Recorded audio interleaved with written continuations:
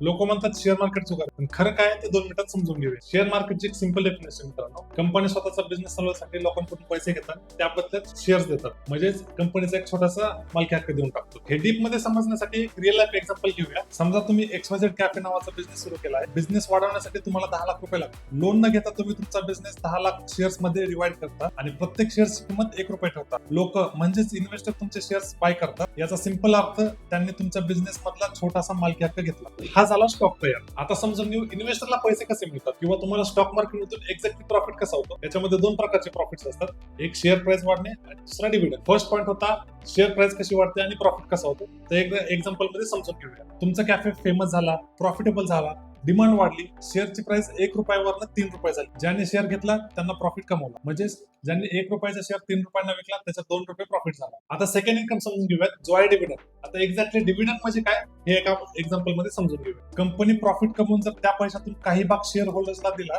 तर तिला डिव्हिडंड म्हणतात. आता तुम्हाला प्रश्न पडला असेल ट्रेडिंग कुठे होते, तर शेअर्सची ट्रेडिंग ही NSE आणि BSE सारख्या स्टॉक एक्सचेंज होते. NSE म्हणजे नॅशनल स्टॉक एक्सचेंज आणि BSE म्हणजे बॉम्बे स्टॉक एक्सचेंज.